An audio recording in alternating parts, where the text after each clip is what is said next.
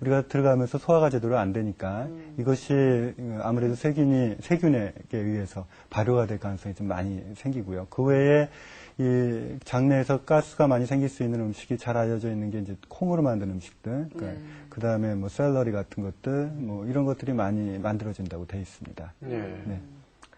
참 민망해요. 참고 참고 참았습니다. 그런데 어디선가 뻥 하고 소리가 나면요.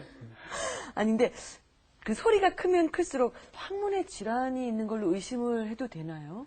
그럴 수도 있고 아닐 수도 있습니다. 이게 소리가 크다고 하는 것은 좋은 점이 하나 있습니다. 괄약근이 보존되어 있다는 겁니다. 그러니까 항문 괄약근이 보존이 되어 있기 때문에 어떻게 보면 건강할 수도 있습니다. 그렇지만 또 하나 또 잘못될 수도 있는 게 소리라고 하는 것은 항문 괄약근을 통과하면서 거기서 마치 피리처럼 이렇게 떨리면서 나는 그 소리이기 때문에 이것이 그 괄약근에 무슨 어디 막히는 뭐 치질 같은 것이 심하다고 했을 때도 좀 심하게 날 수는 있습니다. 그렇지만 실제로 이 소리가 꽝 하고 나오는 건 이 그 항문의 괄약근, 그 다음에 복압, 이 배 압력이죠. 그리고 가스의 양 이런 것들이 더 좌우하는 것 같습니다. 참 갑자기 개인적인 궁금증이 생겼어요. 왜 많은 분들 소리가 크면 냄새가 적다 뭐 이런 말씀들 하시잖아요. 소리가 없으면 냄새가 심하다. 그렇죠. 소리가 크면 냄새가 적고 소리가 없으면 굉장히 후각에 참이 아주 좋은 그런 어떤 그 동반현상이 불러일으키는 바로 이 방귀. 그 개인적인 질문인데 이게 근거가 있습니까? 글쎄요, 그 근거가 희박한 것 같은데 그런 생각을 해보면 우리가 그 방구의 양이 많아진다고 하는 것이 이게 들이마신 것이 제일 많이 작용을 하겠죠. 근데 실제로 소리가 안 나는 방귀들 같은 경우는 장내에서 이상 발효가 돼서 나올 때가 더 많을 것 같습니다. 이상 발효가 되면 실제 우리가 고유한 그 방귀 냄새가 나는 거, 변 냄새죠. 그것이 나는 게 인돌, 뭐 스키톨 그런 것들인데 이런 것들이 좀 증가하고요.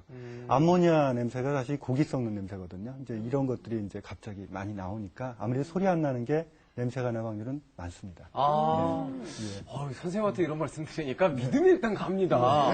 그런데 정말 궁금해하는 그런 문제들이 있어요. 이게 참 참다가 좀 곤욕스러운 분들이 한두 분이 아니실 텐데 이게 뭐 참다 보면 암이 된다. 굉장히 좀 극단적인 표현이긴 하지만 이게 걱정하지 않을 수 없는 그런 부분이거든요. 어떻습니까? 그게 참 맞지 않는 얘기입니다. 사실은요. 이렇게 참는다고 해서 암이 되면 아무래도 이 방귀도 발암 물질에 들어갔을 겁니다. 그렇지가 않죠. 그러니까 참는다고 암이 되는 건 아니고요. 우리가 그렇지만 이게 방귀를 오래 참게 되면 다들 경험을 하셨을 겁니다. 이게 변비가 심한 상태에서 방귀를 참게 되면 머리도 좀 아파지고 몸 컨디션도 좀 나빠지고 그러거든요. 그거는 방구 안에 있던 유해 가스가 혈액 내에 녹아 들어가게 됩니다. 이게 실제로 그 소장이나 대장에는 이게 그 혈액으로 해서 이런 가스들이 녹아 들어갈 수 있는 충분한 소지가 있고요. 그것으로 인해서 이제 머리가 아파지는 건데 또 하나 이 가스에는 발암물질인 몇 가지 그 벤조피렌이라든지 뭐 이런 발암물질이 있을 수 있습니다. 그런 것들이 유발할 수도 있겠지만 아직까지 의학적으로는 맞지 않는 얘기입니다. 야, 그럼 저는 이런 말씀 드리고 싶어요. 여러분들 참지 말고 배출해요. 방귀. 참지 말고 배출해요. 참으시면 안 된다는 말씀이에요. 아니 이 방송 보고 이제는 또 괜한 걱정 때문에 그냥 서로 난처하고 민망한 거 모르게 예의 없이 아무 데서나 그건 아닙니다. 자, 그래요. 가끔 왜 아이들 뭐 방귀 뀌는 소리 너무 귀여워요. 그렇죠? 근데 못 참는 거는 그 냄새 있잖아요. 소리 없이 냄새만 이렇게 샥 남기고 싹 사라지는 그런 분들. 이런 분들이요. 그런 냄새가 문제라고요. 근데 그 냄새가 좀 독하다 보면은 혹시 내가 위나 어딘가에 좀 좋지 않나? 소화에 어떤 나쁜 습관을 갖고 있나? 이런 걱정을 하게 되거든요. 뭐 일부는 그렇고 맞을 수도 있습니다. 소화불량이 심하면 아무래도 냄새가 날 수는 있습니다. 근데 실제로 냄새를 결정하는 것은 드셨던 음식에 있습니다. 이게 드셨던 음식이 단백질이 주로 된 음식이 주로 드셨고 그래서 과식을 해가지고 그 단백질이 제대로 소화가 안 됐다면 그 단백질이 세균하고 만날 때 아무래도 이 냄새가 나는 가스들을 더 많이 배출하게 됩니다. 그래서 요것 때문에 더 냄새가 더 나게 되는 것이고요. 자, 요 앞에 있는 하나, 둘, 셋, 세 가지 중에 방귀를 줄일 수 있는 데 도움을 주는 게 있대요. 어떤 건지 아시겠어요, 범수 씨? 뭐 제 생각에는 껌이 아닐까 싶습니다. 탄산음료는 아무래도 이 좀 뭐 이렇게 좀 올라오지 않습니까? 탄산가스가 가스의 일종이고 또 이 발효식품인 유제품 같은 경우에도 발효가 되는데 안에 들어가서 또 이 더 발효가 되면 글쎄요.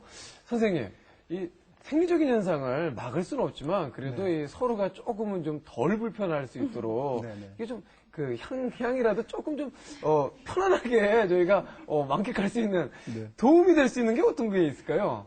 지금 말씀하신 것과 다르게 이 요구르트 같은 이 발효유입니다. 이 발효유 안에는 아시다시피 많은 그 유산균이 들어 있습니다.